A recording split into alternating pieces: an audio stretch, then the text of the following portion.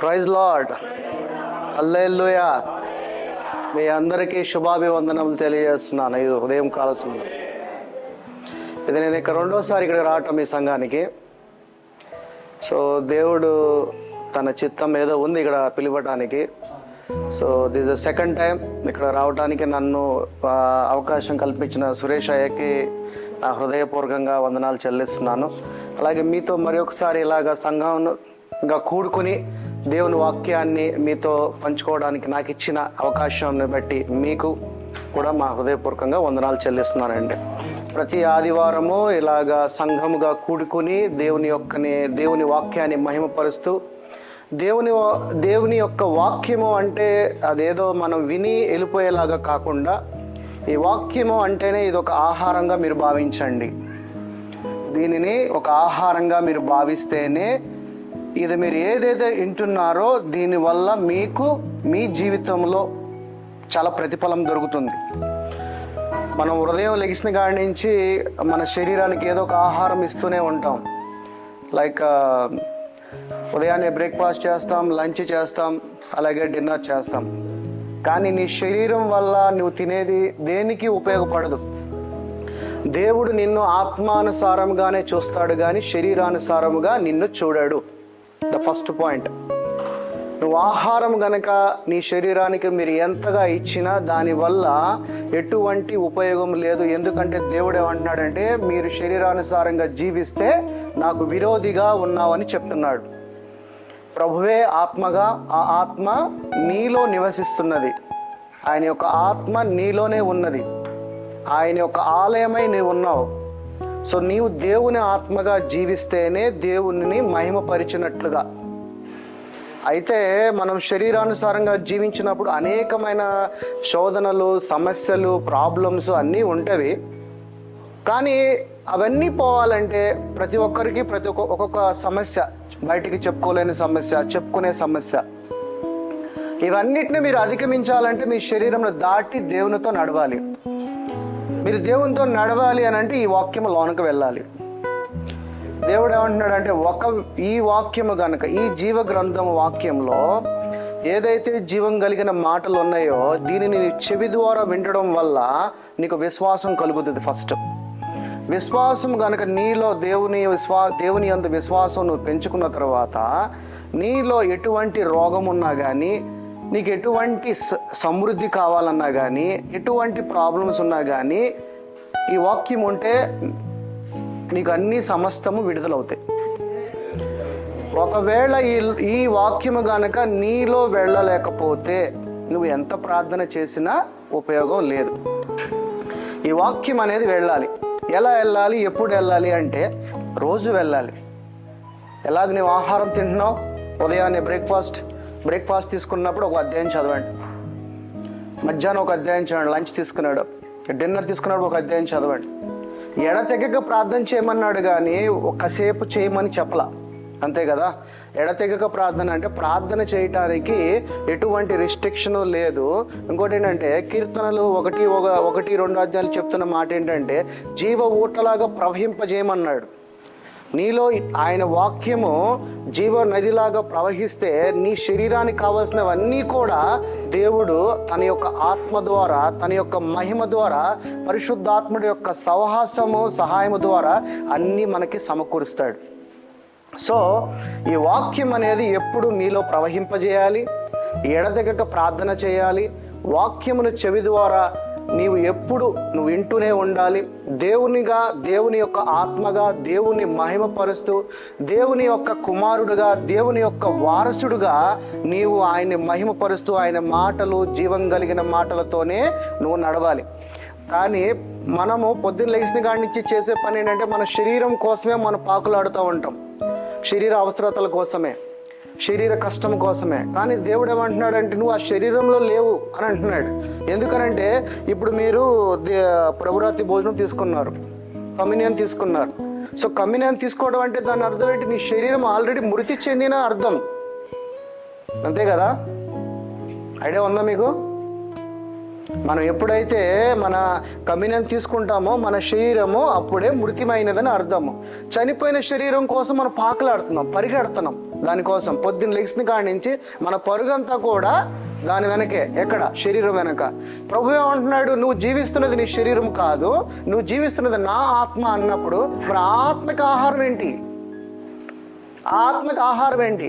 ఒక క్రైస్తవుడిగా నీవు జీవిస్తున్నప్పుడు దేవుడు ఏమంటున్నాడు, నా ఆత్మగా జీవించు అంటున్నాడు.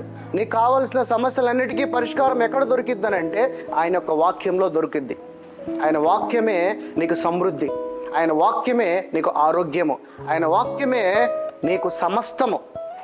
వాక్యము నీలో లేనప్పుడు ప్రభువా నాకు ఈ సమృద్ధి కావాలంటే ఎక్కడి నుంచి వస్తుంది? సమృద్ధిగా నీకు అన్నీ దొరకాలంటే ఆయన యొక్క వాక్యము నీ హృదయ పలకల మీద రాయాలి. మోషే ధర్మశాస్త్రము రాతి పలకల మీద రాశాడు, కానీ క్రొత్త నిబంధన యేసు ప్రభు నీ యొక్క హృదయ పలకల మీద రాశాడు. ఇక్కడ రాశాడు. ఆ మాటకి జీవం ఉన్నది. ఎందుకంటే నేనే మార్గము, నేనే సత్యము, నేనే జీవం అన్నాడు కదా. సో ఆ మాటకి జీవం ఉన్నది. జీవం అంటే ఏంటి? ప్రాణం. ఆ ప్రాణం కలిగిన మాట ఎక్కడుంది అంటున్నాడు? నీలో ఉంది. ఆ మాట నువ్వు పలికితే ఆ మాట పలికిన మాటకి నీ నోటి ద్వారా దానికి జీవం కలిగిన మాటగా బయటకు వస్తుంది. నువ్వు పలికే ప్రతి మాట ఏది వృధా కాకుండా మళ్ళీ వెనక్కి రాదు. అంటే ఎలా అంటే ఇప్పుడు ఒకరికి అస్వస్థతగా ఉన్నది, నువ్వు పలుకుతున్నావు యేసు నామములో అని, ఆ మాట అక్కడికి వెళ్ళి అది ఫలించునుగాక యేసు నామములో. అది వెనక్కి వృధాగా తిరిగి రాకూడదు. ఎప్పుడు? నువ్వు జీవం కలిగి విశ్వాసం కలిగి ఆయన ఆత్మగా జీవించినప్పుడు. నీకు ఏదైనా, ఏ సమస్య అయినా, ఏ కష్టం వచ్చినా, ఏ ఇబ్బంది వచ్చినా దేవుని ఆత్మగా, దేవుని యందు విశ్వాస పాత్రుడిగా, ఆయన విశ్వాసం కలిగి ఆయన యందు నీవు గనక ప్రార్థన చేస్తే నీకున్న సమస్యలు కానీ అడ్డులు కానీ అవన్నీ ఆయన యందు ఆయన కృప ద్వారా అన్ని సమస్తము విడుదల అవుతాయి. ఓకే, సో అలాగా. సో దీని గురించి ఈరోజు నాకు కొన్ని వచనాలు చూద్దాం మనము. సో మీరు మీ బైబిల్ తీసుకోండి. మనం కమ్యూనియన్ తీసుకున్నాం కాబట్టి యేసు రక్తము, అసలు యేసు రక్తం అంటే ఏంటి? మనం ప్రభు ఆత్మగానే జీవించాలి. నువ్వు ఎప్పుడైతే నువ్వు అద్దంలో ఇలా చూసుకుంటే ఏమంటున్నాడంటే నన్ను నువ్వు చూసుకో అక్కడ అంటున్నాడు. ఈ అద్దంలో ఆయన కనపడాలి, ఆ అద్దంలో నీవు కనపడాలి. అలాగా ప్రభు ఆత్మగా మీరు జీవిస్తే దేవుడు మీరు మహిమపరుచున్నట్లుగా. ఓకే, మత్తయి సువార్త 26వ అధ్యాయము 28వ వచనం. ఇది నా రక్తము అనగా పాప క్షమాపణ నిమిత్తము అనేకుల కొరకు చిందింపబడుచున్న నిబంధన రక్తము. ఏమంటున్నాడు ఇక్కడ? ఆయన రక్తం ద్వారా ఏం జరిగిందంట? పాపములు కొద్ది పాపలు అన్నాడా? అనేకం అన్నాడా? అనేకం. ఒకటి, రైట్. ఈ పాప క్షమాపణ చిందింపబడినది అనేది ఏంటంటే నీవు చేయబోయే, ఇప్పుడు నువ్వు పుట్టావు, నీకేం తెలీదు. ఒక పుట్టుగా నీ జన్మ నీ తండ్రి ద్వారా నీకు వచ్చింది. నీవు చేయబోయేదానిది, చేస్తున్నది, చేయబోతున్నది అన్నిటికీ కలిపి ఆయన నిబంధన రక్తముగా ఒక్కసారి ఆయన బలిగా ఆయన అర్పించుకున్నాడు. ఎవరి కొరకు? అందరి కొరకు. ఆయన కుమారులుగా, ఆయన స్వాస్థ్యముగా ఆయన మనల్ని ముందుగానే ఆయనలోనే జగత్ పునాది వేయబడక మునిపే మనల్ని ఏర్పరచుకున్నాడు. అంటే ఎక్కడ ఏర్పరచుకున్నాడు? జగత్ పునాది వేయబడక మునిపే. అంటే ఈ లోకము భూమి సృష్టి జరగక మునిపే మనల్ని ఆయనలో ఆయన కుమారులుగా, ఆయన స్వాస్థ్యముగా ముందుగానే ఏర్పరచుకున్నాడంట. ఓకే, సో హెబ్రూస్ 9వ అధ్యాయము 14వ వచనం. నిత్యుడుకు ఆత్మ ద్వారా తను తాను దేవునికి నిర్దోషినిగాను అర్పించుకున్న క్రీస్తు యొక్క రక్తము నిర్జీవ క్రియలను విడిచి జీవం గల దేవుని సేవించుటకు మనస్సాక్షి ఎంతో ఎక్కువగా శుద్ధి చేయును. మనకి మనస్సాక్షి ఒకటి ఉంటుంది. మనస్సాక్షి అంటే ఏంటి? హృదయం వేరే, మనస్సాక్షి వేరే. మనసు వేరే, హృదయం వేరే. మనసు అంటే ఇక్కడ ఉంటుంది, మన మైండే మన మనసు.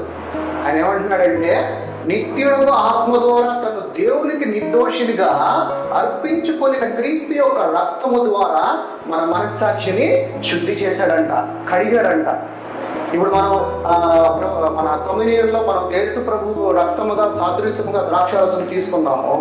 సో ఈ రక్తము నీలో ప్రవహింపజేసి నీ మనస్సాక్షిని శుద్ధింపజేస్తుందంట. Okay, right. Ephesians 1:7.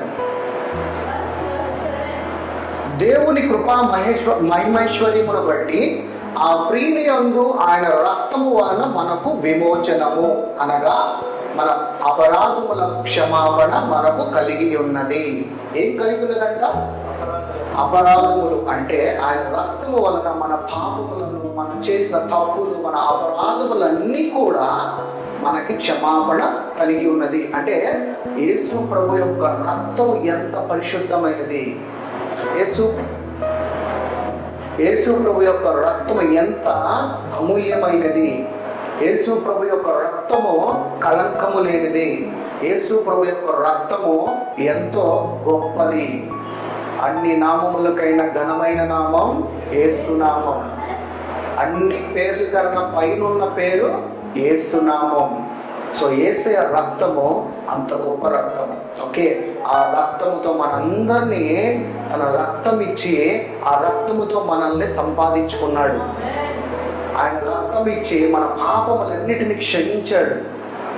Okay, Hebrews 9:22 మరియు ధర్మశాస్త్ర ప్రకారము సమస్త వస్తువులను రక్తము చేత శుద్ధింపబడిననియు రక్తం చిందింపకుండా పాప క్షమాపణ కలుగుదనియో సామాన్యముగా చెప్పవచ్చును. అంటే పాత నిబంధనలో ధర్మశాస్త్రం అంటే మోషే గారు యొక్క రాసిన ధర్మశాస్త్రం ఎలా ఉండేదంటే, అప్పట్లో ఎటువంటి పాపం చేసినా బలులు ఇచ్చేవాళ్ళు. మేకలని, ఎడ్లను, ఆవులను, పక్షులను, వాటి యొక్క రక్తము ద్వారా అప్పుడున్న ధర్మశాస్త్రం ప్రకారంగా మన పాపాలకి పరిహారంగా ఉండేది. కానీ ఇప్పుడు నీ రక్తం చిందించకుండా ఆయన రక్తాన్ని చిందించి పాప క్షమాపణ మనందరికీ ఇచ్చాడు. ఓకే, 1 జాన్ మొదటి యోహాను సువార్త 1వ అధ్యాయము 7వ వచనం. అయితే ఆయన వెలుగులో ఉన్న ప్రకారము మనము వెలుగులో నడిపించిన ఎడల మనము అన్యోన్య సహవాసము గలవారమై ఎందుమో అప్పుడు ఆయన కుమారుడైన యేసు రక్తము ప్రతి పాపము నుండి మనలను పవిత్రులుగా చేయను. ఏ పాపము నుండి అంట? ప్రతి పాపము, అన్ని పాపములకు మనలను పవిత్రులుగా చేస్తున్నాడంట. అంటే ఈ పాపము ఆ పాపం అనేది లేదు, పాపానికి ఎటువంటి కొలమానం లేదు. ప్రతి పాపం, ఎందుకనంటే నువ్వు ఏ పాపం చేస్తావో దేవుడికి ముందే తెలుసు.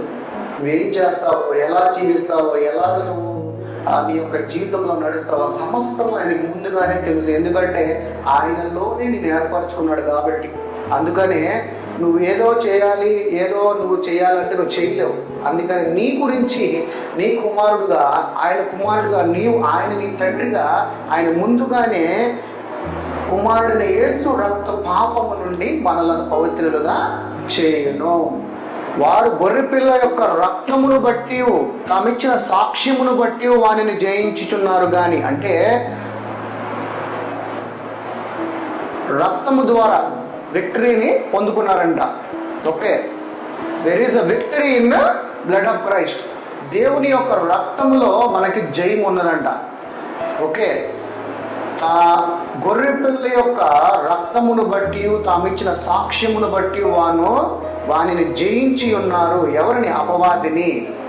ఓకే, అపవాదిని ప్రభు యొక్క రక్తము ద్వారా మనమందరము కూడా జయించి ఉన్నామంట.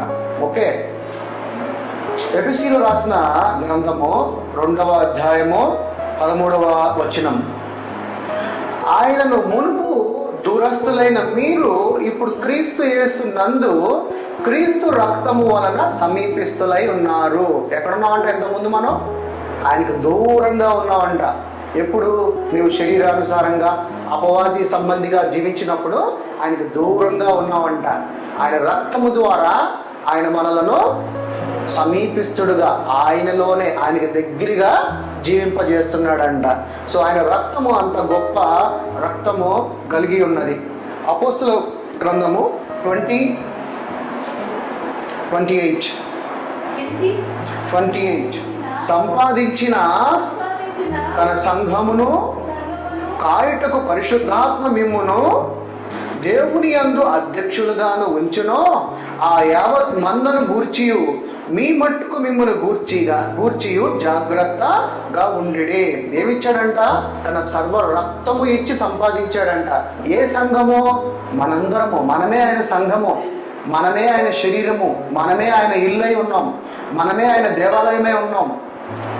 దేవుడు ఎక్కడో లేడండి, ఆయన రాజ్యం ఇక్కడే ఉన్నది, మనలోనే ఉన్నది. తండ్రి రక్షకుడైన ప్రభు అయిన యేసు ప్రభు గారు మనలోనే ఉన్నాడు. ప్రభు ఆత్మగానే మనం జీవిస్తున్నాం. నీ ఆత్మగా నువ్వు జీవించట్లా, ఆయన ఆత్మగానే జీవిస్తున్నావు. ఎప్పుడు? నీవు ఆయన ద్వారా రక్షింపబడిన తరువాత ఆయన ప్రభు ఆత్మగానే నువ్వు జీవిస్తున్నావు. అందుకనే యావత్తు మందను గూర్చి, యావత్తు మంది అంటే ఎవరు? మనమే, సమస్తము మన సంఘమును మీ మట్టుకు మిమ్మల్ని గూర్చి జాగ్రత్తగా మెలుకుగా ఉండుడి. ఆయన ద్వారా రక్షింపబడిన తర్వాత జాగ్రత్తగా మెలుకుగా ఉండమన్నాడు. ఎందుకంటే ప్రభు ఏమన్నాడు? నేను దొంగ వలె వస్తా అన్నాడు. ఆయన యొక్క రాకడ ఎలా ఉంటుంది అన్నాడు? దొంగ వలె. ఎప్పుడు వస్తానో ఆయనకే తెలియదు, నేను వస్తాను సడన్గా అన్నాడు. అందుకని ఏమంటాడంటే మిమ్మల్ని గురించి జాగ్రత్తగా ఉండడి, మెలుకుగా ఉండడి, నేను సడన్గా వచ్చేస్తాను మిమ్మల్ని తీసుకుని వెళ్ళడానికి అని చెప్తున్నాడు. ఓకే, యోహాను సువార్త 6:53. కావున యేసు ఇట్లా, నేను మీరు మనుష్య కుమారుని శరీరము తిని, ఇప్పుడు ఆయనకి సాదృశ్యంగా మీరు రొట్టెని తీసుకున్నారు. ఓకే, ఆయన రక్తము తాగితేనే కానీ, అంటే ఆయన రక్తం అంటే సాదృశ్యముగా మనం ద్రాక్షారసం ఇప్పుడు తీసుకున్నాము. అయితే మీలో మీరు జీవము కలవారు కారు. ఎందుకు? ఆయన రక్తము తాగితేనే మీలో జీవం ఉంటుంది. ఆయన కనుక రక్తము సాదృశ్యంగా మనం తాగకపోతే మనలో జీవం అనేది ఉండదు. ఓకే, నా శరీరము తిని నా రక్తము తాగువాడే నిత్య జీవము గలవాడు, అంత్య దినమున నేను వానిని లేపుదను. నా శరీరము నిజమైన ఆహారమును, నా రక్తము నిజమైన పానమునై ఉన్నది. నా శరీరము తిని నా రక్తము తాగువాడు నా యందు, నేను వాని యందు నిలిచియుందును. ఓకే, ఆయన రక్తమును ఆయన యొక్క శరీరమును సాదృశ్యంగా మనం తీసుకుంటేనే ఆయన యందు మనము, మన యందు ఆయన ఉంటాడు అని చెప్తున్నాడు. ఎలా ఉంటాడంటే ఆయన మనతో ఏకాత్మ కలిగి, ఏక శరీరము కలిగి మనతో కలిసి ఉంటాడని ఇక్కడ మనకి బయలుపరుస్తున్నాడు యోహాను గారి రాసిన దీనిలో. రెవల్యూషన్ చాప్టర్, ప్రకటన గ్రంథము 1వ అధ్యాయము 5-6 చూద్దాం. నమ్మకమైన సాక్షియు, మృతుల నుండి ఆది సంభూతుడుగా లేచిన వాడను, భూపతులకు అధిపతి అయిన యేసు క్రీస్తు నుండి కృపా సమాధానములు మీకు కలుగును గాక. ఆయన మనలను తండ్రి యగు దేవునికి ఒక రాజ్యముగా, యాజకులుగా చేసెను. మనలను ప్రేమించి తన రక్తమును, మన పాపములను, మనలను విడిపించడానికి వచ్చాడు. ఓకే, ఆయన రక్తము ద్వారా మన పాపములను విడుదల చేయడానికి వచ్చాడు అంటున్నాడు. ఓకే, ప్రభు అయిన యేసు ప్రభువుకి మహిమ ప్రభావములు చెల్లునుగాక. ఆమేన్. కొలిషియన్ రాసిన గ్రంథము 1:20. కొలసీలు పత్రిక 1:20 1వ అధ్యాయము. ఆయన శిలువ రక్తము చేత సంధిమ చేసి, ఆయన ద్వారా సమస్తమును, అవి భూలోకమందు అయినను పరలోకమందు అయినను వాటన్నిటినీ ఆయన ద్వారా తనతో సమాధాన పరుచుకొనవలెనని తండ్రి అధిష్టానమైన. ఏం చేసిందంట? మనకి తండ్రి దగ్గరికి మధ్యలో ఆయన యొక్క రక్తం ఏం చేసిందంట? సంధి చేసిందంట. ఆయన రక్తమే మనము తండ్రి వద్ద నిలబడటానికి ఒక అర్హులుగా చేసిందంట. అది ఎక్కడ? భూలోకంలో అయినా కానీ పరలోకంలో అయినా కానీ వాటన్నిటినీ ఆయన ద్వారానే తనతో సమాధాన పరచుకోవాలని తండ్రి అధిష్టానం అంట. ఆయన రక్తం లేకపోతే మనకి ఆయనకి సంధి లేదు. దెర్ ఈజ్ నో ఒక వాల్ అని, ఒక అడ్వకేట్ లాగా, ఒక విమోచకుడు లాగా మన యందు, తండ్రి యందు నిలబడి మన కొరకు ఆయన రక్తమునిచ్చి మనల్ని కొని ఆయన రాజ్య నివాసులుగా తండ్రి ముందు నిలబెట్టడానికి ఆయన యొక్క రక్తము మనకి ఇచ్చి తీసుకుని వెళ్ళాడు. ఓకే, ప్రకటన గ్రంథము 7:14.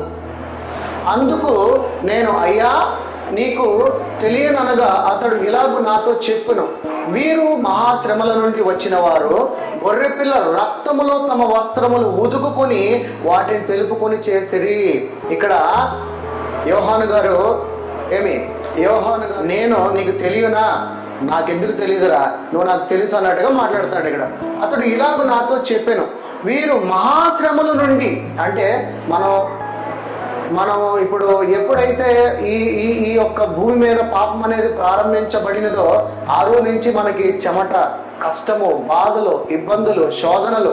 సో వీటన్నిటి నుంచి గొర్రెపిల్ల రక్తము, గొర్రెపిల్ల అంటే ఎవరు ఇక్కడ? ప్రభువే. ఆయన యొక్క రక్తము ద్వారా మన వస్త్రములు, అంటే మనము ఉదుకుకున్నామంట, అలాగ స్నానం చేసినట్టుగా ఉదుకుకొని వాటిని తెలుపు చేసుకునేరంట. అంటే మన హృదయాన్ని మనము తెలుపు చేసుకున్నాం. ఎలాగా? ఆయన రక్తము ద్వారా, ఆయన రక్తం ద్వారా కడిగాము, ఆయన రక్తము ద్వారా మనల్ని పరిశుద్ధపరిచాడు. ఆయన రక్తమే మనల్ని తెలుపు చేసి తండ్రి యొక్క పరిశుద్ధుడిగా, నీతిమంతుడుగా నిలబెట్టాడు. ఎలాగా? పరిశుద్ధుడిగా, నీతిమంతుడుగా ఆయన యందు మనం తీసుకుని వెళ్ళి నిలబెట్టాడు. హెబ్రూస్ 10:19 సహోదరులారా, ప్రతిష్ఠించిన మార్గమున అనగా నూతనమైనదియు జీవము గలదియు ఆయన శరీరమును తెర ద్వారా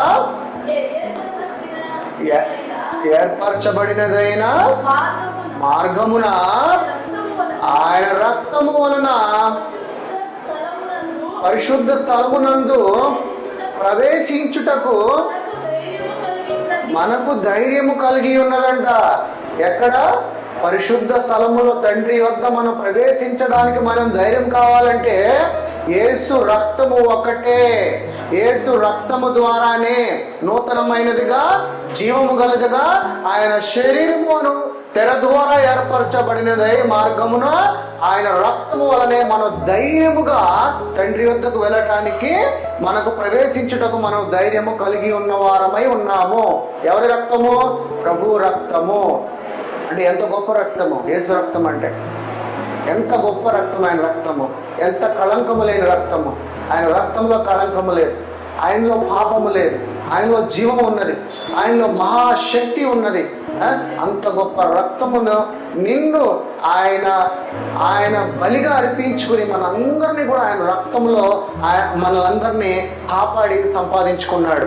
ఓకే, రోమీలు 5:9 రోమన్స్ 5:9 కాబట్టి ఆయన రక్తము వలన ఇప్పుడు నీతిమంతులుగా తీర్చబడి మరింత నిశ్చయముగా ఆయన ద్వారా ఉగ్రత నుండి రక్షింపబడుదము. 5:9 రోమియోలు 5:9 ఏంటంట? కాబట్టి ఆయన రక్తము వలన మనం ఏమై ఉన్నామంటే ఇప్పుడు నీతిమంతులము.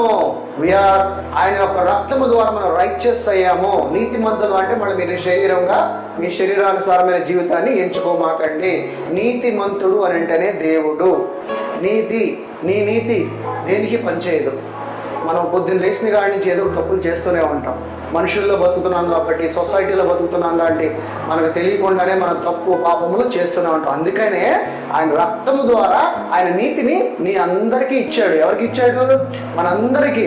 ఎందుకంటే మన నీతి ఎటువంటి ఉపయోగం లేదు, నిలబడదు. మన నీతి సడన్ గా ఏదైనా ఆపద వస్తే పడిపోతుంది, సడన్ గా ఇబ్బంది వచ్చిందంటే పడిపోతుంది, సడన్ గా ఏదో రోగం వచ్చిందంటే పడిపోతుంది. అదే దేవుని నీతి ఎలాంటి వణుకు బెణుకు ఏది వచ్చినా కానీ ఆయన నీతి ఏమీ కాదు. అందుకనే ఆయన రక్తము ద్వారానే ఆయన నీతిని మనకిచ్చి మనలను దేవుడి యొక్క ఉగ్రత నుండి రక్షించాడు. ఎలాగా అంటే నువ్వు మరణంలోకి వెళ్ళకోకుండా, దేవుని యొక్క ఉగ్రత అంటే ఏంటి? మరణమే.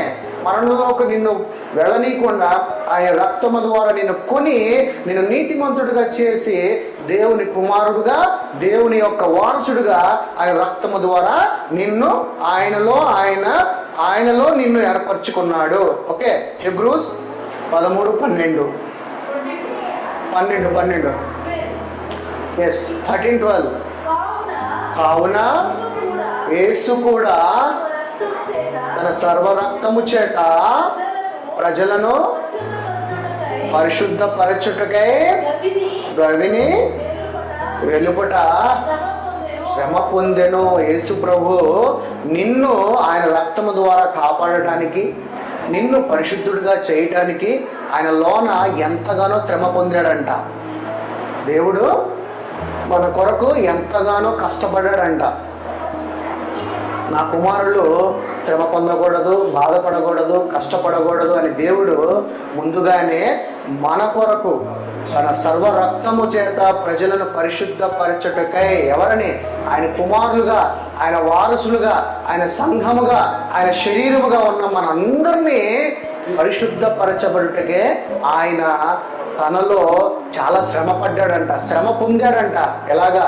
మన కొరకు దెబ్బలు తిన్నాడు, మన కొరకు కొరడా దెబ్బలు తిన్నాడు, మన కొరకు తన రక్తాన్ని చిందించాడు, మన కొరకు అవమానాలు పొందాడు, మన కొరకు ఎంతగా చేసినా శ్రమ పొంది ఆయన రక్తము ద్వారా మనలని పరిశుద్ధపరచబడుటకై నీతిమంతులుగా చేయటానికి ఆయన యొక్క రక్తమే మనల్ని కాపాడి మనల్ని ఆయన కుమారులుగా రాజ్య నివాసులుగా చేసిందని ఇక్కడ హెబ్రీయులకు రాసిన పత్రికలో మనకు బయలుపరుస్తున్నాడు. కొత్త నిబంధనకు మధ్యవర్తి అయిన యేసునొద్దకును హేబేలు కంటే మరి శ్రేష్టముగా పలుగు ప్రోక్షణ రక్తమును మీరు వచ్చి ఉన్నారు.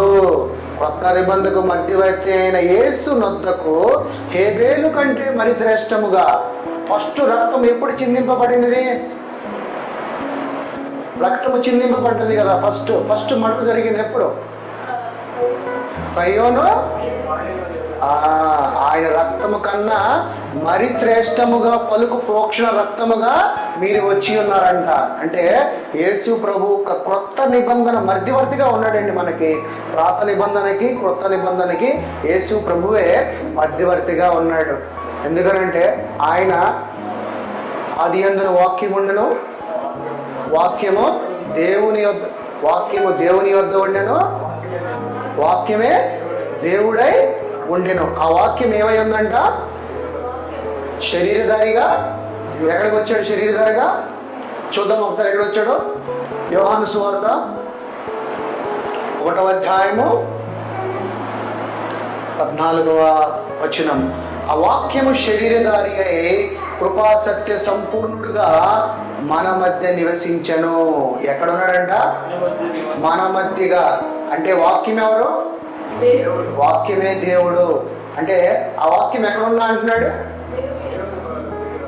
మన మధ్యలో ఉన్నా అంటున్నాడు. ఆ వాక్యం ఎక్కడ రాశానంటున్నాడు?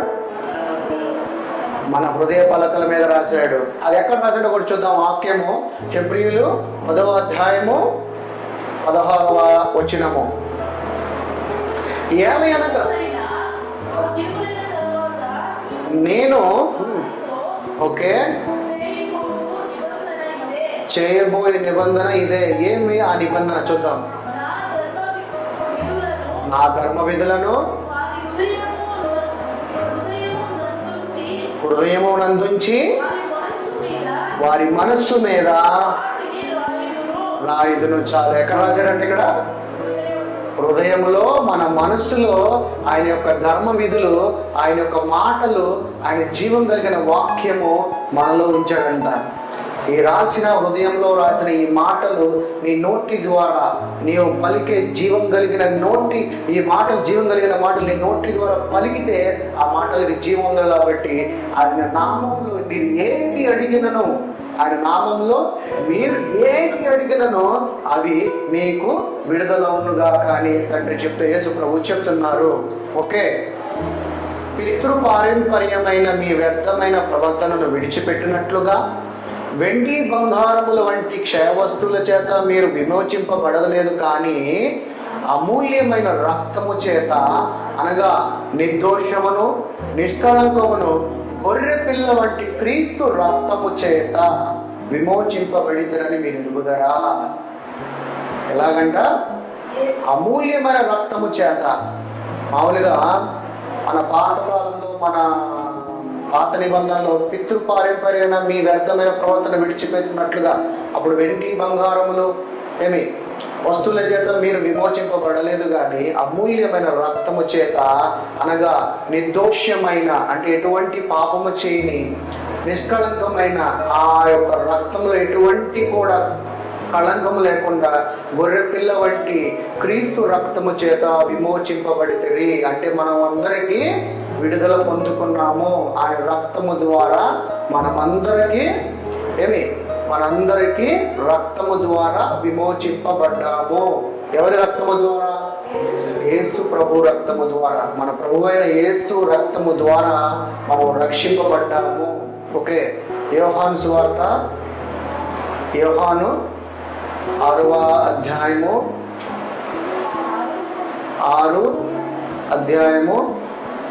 54. Yes, 54. నా శరీరమును తిని నా రక్తము తాగువాడే నిత్య జీవము గలవాడు. అంత్య దినమున నేను వానిని లేపుదును. అంత్య దినమున ఆయన రక్తము తాగిన వాడే నిత్య జీవము గలవాడే నేను వానిని లేపుదను. నా శరీరము నిజమైన ఆహారము, నా రక్తము నిజమైన పానమునై ఉన్నది. నా శరీరము తిని నా రక్తము త్రాగువాడు నా యందు, నేను వాని యందును నిలిచి ఉండును.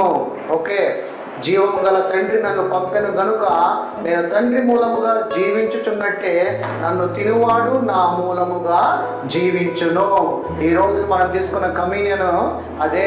జీవం గల తండ్రి ఆయనను పంపాడు కాబట్టి ఆయన తండ్రి మూలంగా జీవించుచున్నట్టే నన్ను తినువాడు. ఈ రోజు మీరు తీసుకున్న ఆయన యొక్క శరీరము, ఆయన సాదృశ్యంగా తీసుకునే ఒక బ్రెడ్, ఆయన సాదృశ్యంగా తీసుకునే ఆయన యొక్క రక్తానికి సాదృశ్యంగా తీసుకునే ద్రాక్ష రసము మూలముగా మీరందరూ కూడా జీవిస్తారు అంట. సో యేసు ప్రభు యొక్క రక్తము ద్వారా మనం రక్షింపబడ్డాము. యేసు ప్రభు యొక్క రక్తము ద్వారా మన పాప క్షమాపణ విడుదల అయ్యాము. యేసు ప్రభు యొక్క రక్తము ద్వారా మనల్ని నీతిమంతులుగా చేశాడు. యేసు ప్రభు యొక్క రక్తము ద్వారా మనల్ని పరిశుద్ధపరచడానికి ఆయన ఎంతో శ్రమపడి మనల్ని పరిశుద్ధపరిచాడు. యేసు యొక్క రక్తము ద్వారా సమస్తము విడుదల. ఎలాంటి యొక్క దురాత్మ అయినా కానీ, ఎలాంటి యొక్క రోగమైనా కానీ, ఎలాంటిదైనా కానీ ఆయన రక్తములో సమస్తము మనందరికీ విడుదల. అదే చెప్తున్నాడు ఇక్కడ. ఆయన యొక్క అంత్య దినములో ఆయన నా శరీరము తిని నా రక్తము త్రాగువాడే నిత్య జీవము గలవాడు. అంత్య దినమున నేను వారిని లేపుదును. సో ఇంత గొప్ప శక్తి కలిగిన, మహిమ కలిగిన, ఘనత కలిగిన రక్తము మన మధ్యలో ఆయన సత్య సంపూర్ణుడుగా ఆయన యొక్క మహిమకు మనం పాత్రులుగా, పనికొచ్చే పాత్రులుగా, ఒట్టి వారుగా మనం ఉండకూడదు. పనికొచ్చే పాత్రులుగా, ఆయన కుమారులుగా, ఆయన యొక్క వారసులుగా ఆయన మహిమపరుస్తూ జీవించాలి. ఆయన ఎలా జీవించమంటున్నాడంటే నీవు ఆత్మగానే జీవించు అంటున్నాడు. ఎవరి ఆత్మగా? ప్రభువు ఆత్మగా. అంతేగాని నీ శరీరంతో నువ్వు ఎంత దేవుణ్ణి ఆరాధించినా ఉపయోగం లేదు, ఎంత ప్రార్థించినా ఉపయోగం లేదు. కానీ నీ శరీరమును దాటి ప్రభు ఆత్మగా నీవు జీవించినప్పుడు దేవుడిని నీవు మహిమపరిచినట్లుగా దేవుడిని కనబడతావు. నీవు అద్దంలో నీవు చూసినప్పుడు దేవుని యొక్క కుమారుడుగా ఆ అద్దంలో నువ్వు ఉండాలి. ఆ అద్దంలో దేవుడు కనపడినప్పుడు దేవుడిలో నువ్వు కనపడాలి. ఆ విధంగా మనం దేవుని యొక్క ఏకాత్మ కలిగి దేవునితో కలిసి దేవునిలో ఉన్న దేవుని ద్వారా మనం పొందుకున్న పరిశుద్ధాత్మ యొక్క సహవాసం కలిగి దేవుని యొక్క బిడ్డలుగా మనం జీవించాలి. శరీరానుసారంగా జీవించి దేవునికి విరోధంగా జీవించడం కంటే ప్రభు ఆత్మగా మనం జీవించటము ఎంతో శ్రేయస్కరము. ఇది యోహాను గ్రంథము 6వ అధ్యాయము 53వ వచనం ఒక మాటను చూడండి. కావున యేసు ఇట్లనెను, మీరు మనుష్య కుమారుని శరీరము తిని ఆయన రక్తము తాగితే కానీ మీరు జీవము గలవారు కారు. మనలో జీవము రావాలంటే ఆయన శరీరము తినాలి, ఆయన రక్తము తాగితే కానీ మనము జీవము గలవారు కామని దేవుడు చెప్తున్నాడు. సో ఆయన యొక్క రక్తమును, ఆయన యొక్క శరీరమును తీసుకొని జీవం గలవారమై మనము ఆయన యొక్క కుమారులుగా, ఆయన యొక్క వారసులుగా ఆయన మహిమపరుస్తూ దేవుని యందు మనము కూడా మహిమపరిచే విధంగానే మన జీవితాలు, మన బ్రతుకులు ఉండాలండి. శరీరానుసారమైన జీవితాన్ని జీవించమాకండి. శరీరానుసార కోసమైన వాటి కోసం ప్రాకులాడమాకండి. అందుకనే పైనున్న వాటినే వెతుకుడి, కిందున్న వాటి కోసం దేని కొరకు కూడా ప్రాకులాడమాకంటున్నాడు. అయితే శరీరానుసారంగా జీవించినప్పుడు మనకు రోగం వచ్చింది. రోగం వచ్చిందంటే బైబిలే, వాక్యమే, ఆయన వాక్యమే మనకి ఆరోగ్యం అంటున్నాడు. సామెతల గ్రంథము 4:20 ఇక్కడ ఏమంటున్నాడు? నా కుమారుడా, నా మాటలను ఆలకింపుము, నా వాక్యములకు నీ చెవి యొగ్గుము. ఏమొగ్గమంటున్నాడు? చెవి యొగ్గము. నీ చెవి ఎప్పుడు ఇవ్వాలి? ఎవ్రీడే, ప్రతిరోజు, ప్రతి సెకండ్ దేవుని మాటలకి.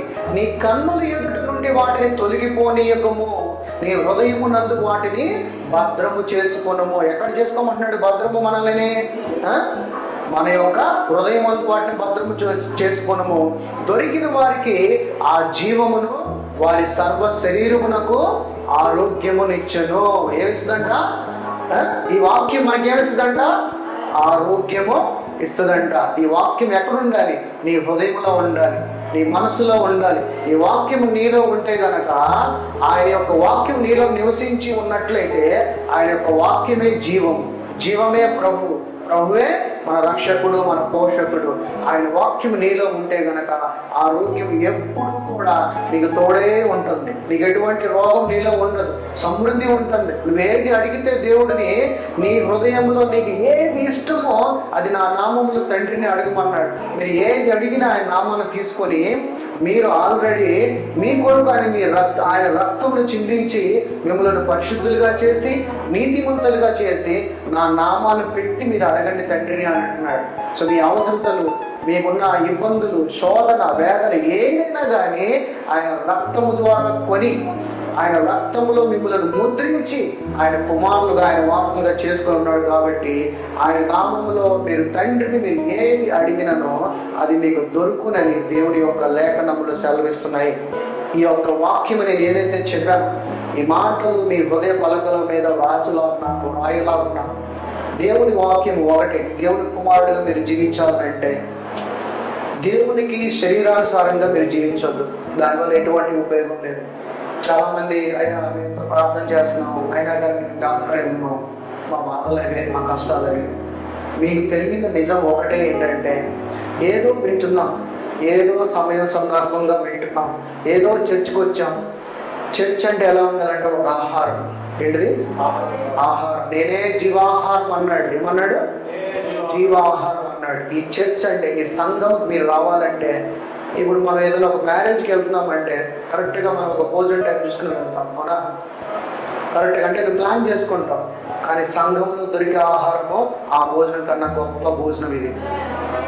ఈ భోజనం తింటే నీవు పరలోక రాజ్యానికి చేరుతావు. ఈ భోజనం తింటే నీకు పరిశుద్ధత ఉంటుంది. ఈ భోజనం తింటే నీకు సమృద్ధి ఉంటుంది. ఈ భోజనం తింటే నీలో ఆరోగ్యం ఉంటుంది. ఓకే, ఈ ఆహారం కొరకు మీరు ఎలా ఉండాలంటే పరిగెత్తుకుని రావాలి, ఒక ఆశ కలిగి రావాలి. ఈ రోజు నేను దేవుని వాక్యం తీసుకోవాలి, దేవుని వాక్యం వినాలి, ఈ వాక్యం నాలో వెళ్ళాలి, ఈ వాక్యం నాలో ప్రవహింపజేయాలి. మీరు ఒక ఆశ ఎలా అంటే పరిగెత్తుకుని రావాలి.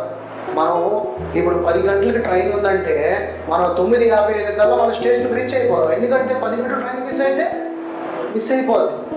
దానికన్నా గొప్పది ఇది, దానికన్నా గొప్పది ఈ వాక్యం. ఈ వాక్యం కోసం మీరు పరిగెత్తుకుని రావాలి. సంఘ కాపరి మీ కొరకు ఎదురు చూడకూడదు. అర్థమవుతుందా? సంఘ కాపరి అనేవాడు మీ కొరకు చూడకూడదు. మీరు పరిగెత్తుకుని రావాలి. ఎక్కడ ఉన్నాడు మా కాపరి, మా మాస్టర్ ఎక్కడ ఉన్నాడు అని మీరు ఎదుర్కొంటూ రావాలి. దేవుని వచ్చి మహిమపరచండి, దేవుని వచ్చి ఆరాధించండి. మీ జీవితాలలో ఎలాంటి మార్పు చూస్తారో మీరే ఊహించలేనంతగా. అందుకే ఎఫెసీయులు రాసిన దాంట్లో అడుగు వాటి కంటే అత్యధికంగా ఇచ్చేవాడు మన దేవుడు. ఓకే, ఈ జీవం కలిగిన పరిశుద్ధ గ్రంథమైన ఆహారం కొరకు మీరు పరిగెత్తుకుంటూ రండి. మీకు ఎలాంటి సమస్యలు ఉన్నా, ఎలాంటి బాధలు ఉన్నా, ఎలాంటి శోధనలో ఉన్నా ప్రతి దానికి దీంట్లో ఆన్సర్ ఉందండి.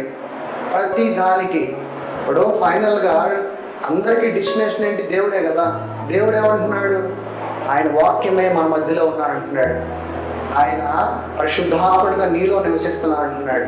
సో దేవుడు నీలో ఉన్నాడు కాబట్టి ఫస్ట్ నేను నమ్ము.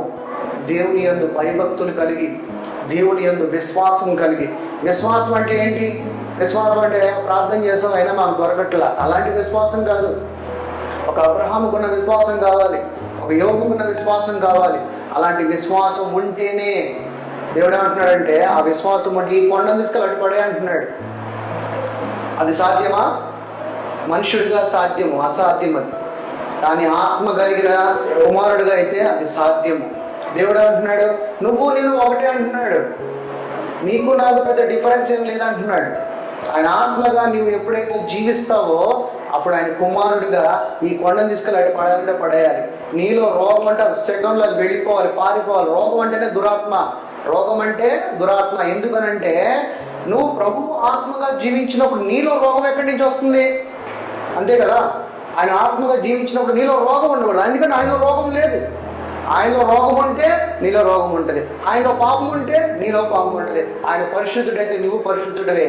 ఆయన రోగం లేనివాడైతే నువ్వు రోగం లేనివాడే. స్టిల్ నీలో రోగం ఉందంటే సింపుల్, ఆడే అపవాది. ఆ అపవాదిని రెండంచుల వాటి గల ఖడ్గముతో ఒకే ఒకటి ఏస్తున్నాములో గద్దించు, రిబ్యూక్ చేయి, ఆటోమేటిక్ వాడు పారిపోతాడు. అది క్యాన్సర్ అయినా ఎటువంటి రోగమైనా కానీ పారిపోవాల్సిందే. ఓకే, ఎందుకంటే నువ్వు శరీరంలో జీవించట్లేదు, నువ్వు జీవిస్తున్నది నీ ఆత్మలో. ప్రభు ఇచ్చిన ఆయన ఆత్మలోనే నువ్వు జీవిస్తున్నావు.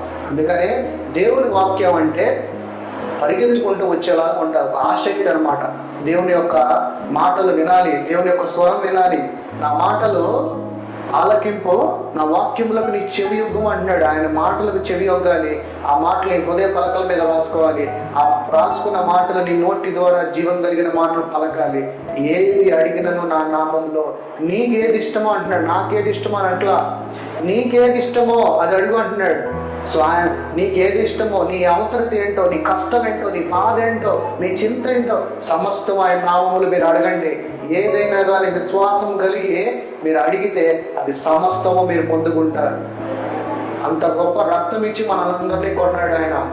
కళంకము లేని రక్తముతో ఆయన ప్రాణము పెట్టి ఆయన రక్తాన్ని చిందించి మిమ్మల్ని అందరినీ కొన్నాడు. అంత గొప్పది రక్తం ఇది. ఓకే, ఈ రక్తము ఇచ్చి కొన్న మీరు ఆయన కుమారులుగా, ఆయన యొక్క బిడ్డలుగా ఆయన మహిమపరచండి. సంఘము ఇప్పుడు దినదిన అభివృద్ధి చెందుతూ ఉండాలి. మీకు తెలిసిన వాక్యము నలుగురితో పంచండి. ఇక్కడ ఉన్న నిన్ను వాళ్ళని నీ పొరుగు వారిని ప్రేమించడం కాదు. వాక్యము తెలియని వారికి నీ రక్షకుడు ఎంత గొప్పడో చెప్పండి. మీ సంఘాన్ని కాపుల దగ్గరికి తీసుకుని రండి. సంఘ కాపురి వాళ్ళకి వాక్యము చెప్పి వారిని దేవుని యొక్క మార్గంలోకి నడిపిస్తాడు. దేవుని సేవ అంటే మత మార్పిడి కాదు. ఇది దేవుని సేవ అంటే మార్గము. యేసు ప్రభు అనేదే మార్గం. పరలోక రాజ్యానికి వెళ్ళాలంటే ఆయనే మార్గము, ఆయనే సత్యము, ఆయనే జీవము. అందుకనే మీ సంఘానికి మీరందరూ కూడా పనిచేయాలి. సంఘము కొరకు మీరు ప్రార్థన చేయాలి, సంఘం కొరకు మీరు పని చేయాలి, సంఘం కొరకు మీరు విన్న వాక్యము మీరు నలుగురితో కూడా ఈ జీవం కలిగిన మాటలు పంచుకుంటూ ఉండాలి. Okay, thank you. మీరు నాకు ఈ అవకాశం ఇచ్చినందుకు మీ అందరికీ నా హృదయపూర్వకంగా వందనాలు చెల్లిస్తున్నానండి. Thank you so much.